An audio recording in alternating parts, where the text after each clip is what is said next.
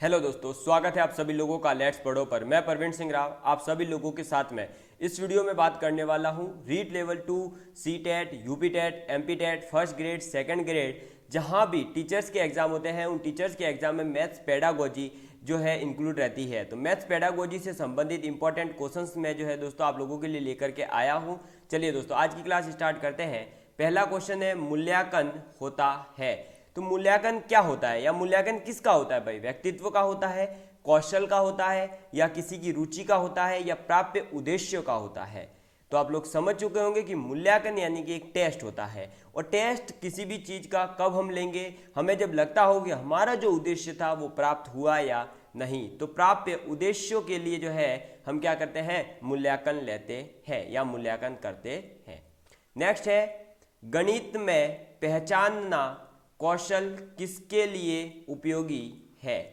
तो गणित में पहचानना, किसी चीज को पहचानने का जो कौशल है वह किसके लिए उपयोगी है? निरीक्षण करने के लिए, चित्र बनाने के लिए, किसी चीज का वर्गीकरण करने के लिए, या संग्रह करने के लिए?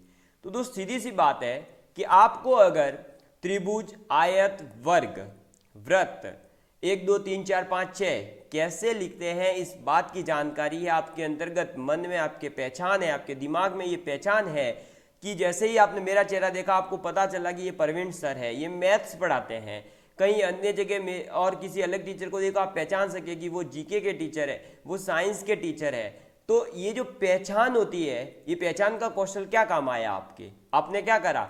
आपने उस पहचान से उन टीचर्स का वर्गीकरण करा कि ये मैथ्स का टीचर है, ये फिजिक्स का टीचर है, ये ज्योग्राफी का टीचर है, ये हिस्ट्री का टीचर है, ये आपके एसएससी के लिए मैथ पढ़ाते हैं, ये रीट के लिए मैथ पढ़ाते हैं। तो जो वर्गीकरण करने के काम आता है, ठीक है। तो जो आपके गणित में पहचान का कौशल होता है वो वर्गीकरण करने के काम आता है। ये दो क्वेश्चंस थे जो कल मैंने आप लोगों को वीडियो में आंसर के लिए बोला था, लेकिन किसी भी स्टूडेंट ने इन दोनों क्वेश्चंस का आंसर नहीं दिया। कोई नहीं, चलिए दोस्तों अब आज के क्वेश्चन से स्टार्ट करते हैं। आज के लास्ट दो क्वेश्चंस का आंसर जरूर दीजिएगा। पहला क्वेश्चन है आज का, नए सूत्र व नियम प्रतिपादित किए जा सकते हैं। नए सूत्र और नियम कब आप प्रतिपादित कर सकते हो? जब आपके मन में अगर चित्रकला कौशल है आपके दिमाग में, या वैज्ञानिक कौशल है तब, या पहचानने के कौशल में, या गणितीय कौशल में। तो सूत्र और नियम अगर आपको प्रतिपादित करने हैं तो आपको क्या होना पड़ेगा? वैज्ञानिक कौशल का होना पड़ेगा। आपका मस्तिष्क जो है वो वैज्ञानिकों की तरह क्यों, कब, कैसे, कैसे हुआ, कितने स्टेप्स में हुआ, ये जानने की जानकारी रखता। आपका मन ये सोचता हो कि ए प्लस बी का whole square, a square plus 2ab plus b square ही क्यों हुआ। और जो ये सोचेगा वही फिर आगे जाकर के ए माइनस बी का होल स्क्वायर वाला फॉर्मूला डेवलप कर सकता है। तो वैज्ञानिक कौशल जो होगा उसी से आप नए सूत्र और नियम प्रतिपादित कर सकते हो। चित्रकला कौशल से आप अच्छे अच्छे चित्र बना पाओगे। पहचानने के कौशल से आप वर्गीकरण कर पाओगे। तो आप ये जो सांख्यिकी में डाटाज को अलग अलग करना होता है वहां आपका काम होगा। और गणितीय कौशल में आप जो है गणित के क्वेश्चंस को सॉल्व कर पाएंगे, किसी नए सूत्र या नियम को प्रतिपादित नहीं कर पाएंगे, ठीक है। नेक्स्ट है, अपेक्षित व्यवहारगत परिवर्तन में निहित है। अपेक्षित व्यवहारगत जो परिवर्तन होता है उसमें आपके क्या निहित है, यह आप लोगों से क्वेश्चन पूछा जा रहा है। तो अपेक्षित व्यवहारगत परिवर्तन में क्या निहित होता है? आपके जो प्राप्य उद्देश्य होते हैं वे निहित होते हैं। किसमें? अपेक्षित व्यवहारगत जो परिवर्तन होता है उसमें निहित रहते हैं प्राप्य उद्देश्य, ठीक है दोस्तों। तो ये थे क्वेश्चंस। चलिए बढ़ते हैं नेक्स्ट क्वेश्चन की ओर। नेक्स्ट क्वेश्चन आप लोगों से पूछा जा रहा है, एक सेकेंड रुकिएगा। यस, देखिए नेक्स्ट आपसे पूछा जा रहा है कि ज्ञानात्मक उद्देश्य का जो वर्गीकरण है वो किसने प्रस्तुत किया? तो ज्ञानात्मक उद्देश्यों का जो वर्गीकरण है वो आप लोगों के प्रस्तुत किया गया है B.S. ब्लूम जी के द्वारा। किसके द्वारा दोस्तों? B.S. ब्लूम ने जो है ज्ञानात्मक उद्देश्यों का वर्गीकरण प्रस्तुत करा है। अब इन्होंने ये ज्ञानात्मक उद्देश्यों का जो वर्गीकरण है ये कब प्रस्तुत करा? तो ज्ञानात्मक उद्देश्यों का जो है दोस्तों प्रस्तुत किया गया था ये तो 1956 में B.S. ब्लूम के द्वारा। ज्ञानात्मक पक्ष के जो अंतर्गत वर्ग इन्होंने जो बताए हैं वो कौन कौन से बताए हैं? तो पहला बताया है इन्होंने ज्ञान यानी कि नॉलेज। सेकंड बताया है दोस्तों इन्होंने बोध यानी कि कंप्रेहेंसिव, ठीक है, कंप्रेहेंशन। थर्ड बताया है ज्ञानोपयोग यानी कि आपको क्या करना है, ज्ञान का उपयोग करना है, यानी कि आपको एप्लीकेशंस आने चाहिए आपके पास जो ज्ञान है उसका। और नेक्स्ट आपको बताया है विश्लेषण के बारे में, विश्लेषण यानी कि आप क्या करें, एनालिसिस कर सके, ठीक है। और नेक्स्ट आपके है संश्लेषण यानी कि आप जो है सिंथेसाइज कर सकें, ठीक है, संश्लेषण। और नेक्स्ट वर्ग आपको बताया है इवोल्यूशन यानी कि मूल्यांकन बताया गया है, ठीक है। तो ये दोस्तों 6 वर्ग जो है ज्ञानात्मक उद्देश्यों के वर्गीकरण में बताए गए हैं, बीएस ब्लूम जी के द्वारा 1956 में किया गया था प्रस्तुत। और इसके अंतर्गत कौन कौन से वर्ग बताए गए हैं, तो इसमें बताया गया है एक तो आपके किसके बारे में दोस्तों, ज्ञान के बारे में, सेकंड बोध के बारे में, थर्ड ज्ञानोपयोग के बारे में, विश्लेषण के बारे में और संश्लेषण के बारे में और मूल्यांकन के बारे में बताया गया है, ठीक है। नेक्स्ट क्वेश्चन है क्रियात्मक उद्देश्यों का वर्गीकरण प्रस्तुत किया है।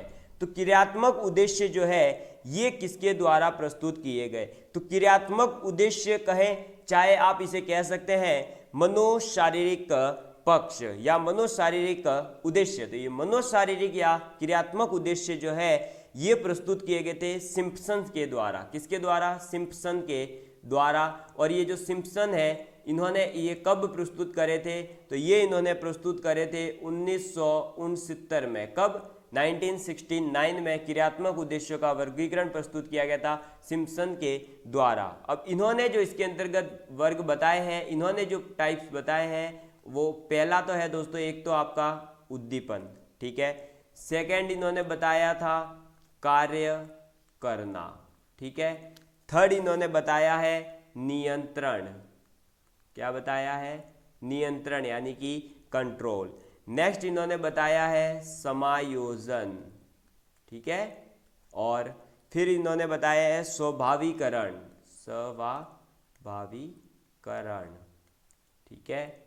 और नेक्स्ट इन्होंने बताया है आदत निर्माण, आदत निर्माण, ठीक है।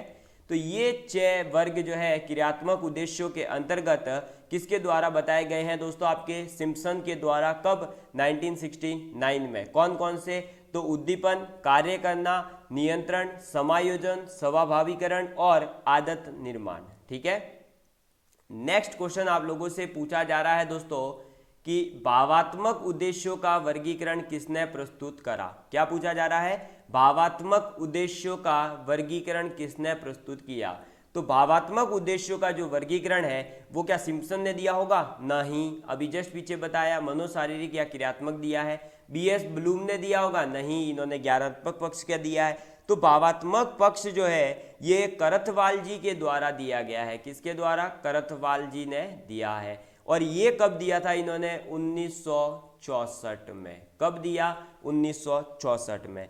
इन्होंने भी दोस्तों आपके 6 बताए हैं स्टेप्स, जिसमें पहला है आग्रहण यानी कि रिसीविंग, सेकंड है आपके अनुक्रिया, क्या है दोस्तों, अनुक्रिया, और थर्ड है आपके अनुमूल्यन, ठीक है। और नेक्स्ट बताए हैं प्रत्ययीकरण, प्रत्ययीकरण। नेक्स्ट इन्होंने बताया है व्यवस्थापन, ठीक है, क्या बताया है, व्यवस्थापन। ये नोट डाउन करते हुए चलिएगा, यहीं से क्वेश्चन उठ करके आएगा डायरेक्ट। और नेक्स्ट बताया है चरित्र निर्माण, ठीक है। ये 6 जो है दोस्तों क्या है, ज्ञानात्मक पक्ष के जो आपके वर्ग है वे बताए गए। यानी इन्होंने ये बोला कि भाई करथवाल जी का कहना है कि भावात्मक उद्देश्य हमें प्राप्त होते हैं, कौन कौन से, आग्रहण कर सकते हैं, फिर अनुक्रिया करें, फिर अनुमूल्यन करें, फिर प्रत्ययीकरण करें, फिर व्यवस्थापन करें और चरित्र निर्माण इससे होगा। भावात्मक उद्देश्यों का वर्गीकरण 1964 में करथवाल जी के द्वारा दिया गया था। इन्होंने 6 स्टेप्स कौन कौन सी बताई, आग्रहण, अनुक्रिया, अनुमूल्यन, प्रत्ययीकरण, व्यवस्थापन और चरित्र निर्माण, ठीक है। और पीछे जो 2 बताए गए ये तीनों को आप नोट डाउन कर लीजिएगा एक साथ। आप अगर स्क्रीनशॉट लेना चाहते हैं तो आप स्क्रीनशॉट ले सकते हैं, लीजिए। मैं 1 सेकंड के लिए आपके सामने ये लीजिए, पूरा तीनों का एक साथ आ चुका है और ये अपने आप को गायब कर लिया। आप इसका स्क्रीनशॉट ले लीजिए जल्दी से, ठीक है दोस्तों। तो चलिए अब बढ़ते हैं आगे।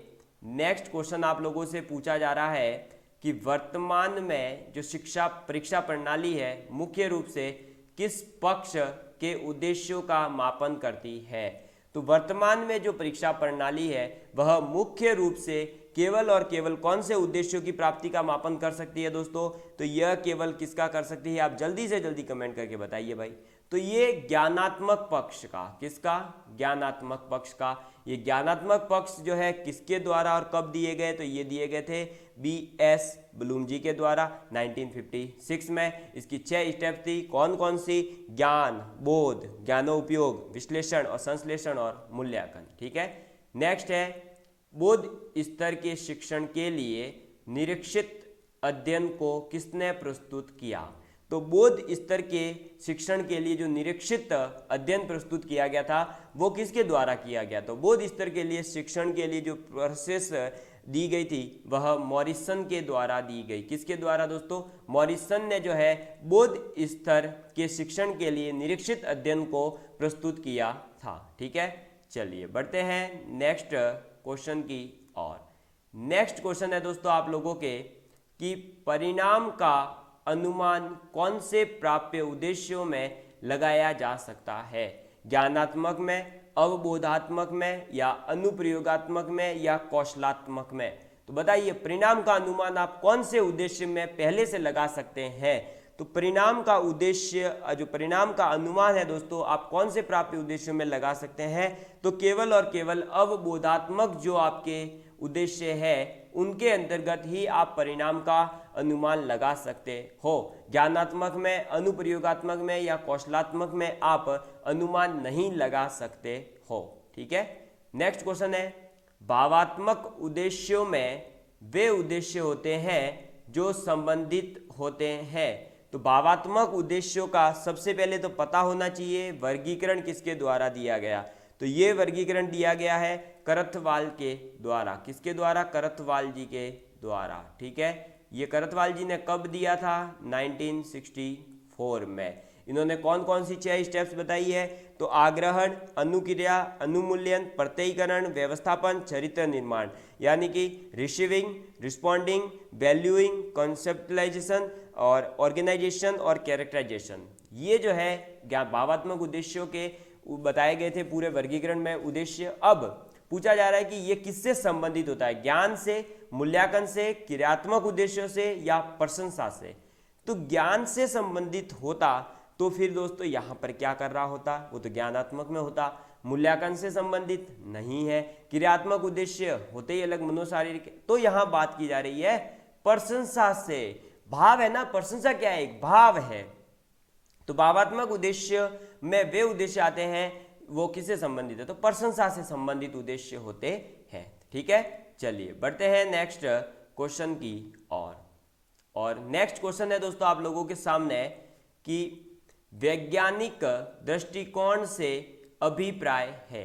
वैज्ञानिक दृष्टिकोण से क्या आप समझते हो, आलोचनात्मक निरीक्षण कर सकते हैं वे, मस्तिष्क की उनकी व्यापकता होती है, या वे अंधविश्वासों से मुक्त होते हैं, या उपरोक्त सभी। तो दोस्तों देखिए वैज्ञानिक दृष्टिकोण से अभिप्राय है कि वे जो है दोस्तों आपके आलोचनात्मक निरीक्षण कर सकते हैं, ये सही बात। मस्तिष्क उनका जो है व्यापक होता है, बहुत बड़े लेवल पर वे सोचते हैं, और अंधविश्वासों से वे मुक्त होते हैं, बिल्कुल सही है। जब तक कि उन्हें, अब ऐसा वो नहीं है कि उन्हें बोल दिया आपने कि ये होता है और वो मान ले, नहीं, वो तो पूछेंगे आपसे क्यों, कैसे, कब, कैसे हुआ, क्या हुआ, क्यों हुआ, ऐसे होते हैं ना बच्चे। कुछ टीचर्स भी जो एग्जाम में आपके क्वेश्चन पूछते रहते हैं टीचरों को परेशान करने के लिए, क्यों हुआ, ऐसे क्यों हुआ, दो दो चार ही क्यों होते हैं। तो वे वैज्ञानिक दृष्टिकोण से सोचते हैं, तो उपरोक्त सभी ये जो है क्या होते हैं, वैज्ञानिक दृष्टिकोण से अभिप्राय है। चलिए बढ़ते हैं नेक्स्ट क्वेश्चन की ओर। नेक्स्ट क्वेश्चन है कि अभ्यास द्वारा छोटे छोटे लक्ष्य को कहते हैं। जो अभ्यास के द्वारा आप छोटे छोटे लक्ष्य जो होते हैं दोस्तों उन्हें क्या कहा जाता है। तो अभ्यास के द्वारा छोटे छोटे लक्ष्यों को दोस्तों प्राप्य उद्देश्य कहते हैं। क्या कहते हैं, प्राप्य उद्देश्य कहते हैं, ठीक है। नेक्स्ट क्वेश्चन है रिक्त स्थानों की पूर्ति कराने वाला प्रश्न मुख्यतः किस प्राप्य उद्देश्य की जांच करता है। यानी मैं आप लोगों को अगर रिक्त स्थान वाले क्वेश्चंस पूछता हूं, अब रिक्त स्थान वाले क्वेश्चंस के अंतर्गत अगर आप लोग उसका आंसर दे पा रहे हैं, नहीं दे पा रहे हैं, तो उससे मैं कौन से उद्देश्य प्राप्त हुए इसकी जांच कर पाऊंगा। तो वे क्या कहलाते हैं, कौशल कहलाता है वो, या आप लोगों के क्या कहलाता है बताइए। कौशल कहलाएगा, अवबोध कहलाएगा, या ज्ञान कहलाएगा, या अभिरुचि कहलाएगा। तो आज का पहला क्वेश्चन ये है, आपको इसका आंसर कमेंट करके बताना है, ठीक है।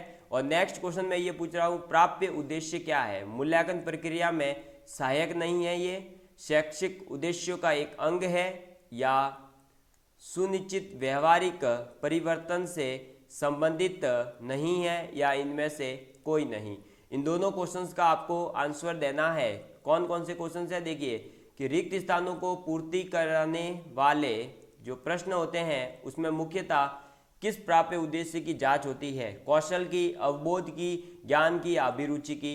और नेक्स्ट मैंने पूछा कि प्राप्य उद्देश्य क्या है भाई, ज्ञानात्मक प्रक्रिया में सहायक नहीं है, शैक्षिक उद्देश्यों का एक अंग है, या सुनिश्चित व्यवहारिक परिवर्तन से संबंधित नहीं है, या इनमें से कोई नहीं। इन दोनों क्वेश्चंस का आपको आंसर कमेंट करके बताना है, अन्यथा आप यहाँ से स्क्रीनशॉट लेकर के मेरे व्हाट्सएप पर भी सेंड कर सकते हैं विथ व्याख्या। ठीक है दोस्तों, तब तक के लिए बाय बाय, मिलते हैं कल की नेक्स्ट क्लास में।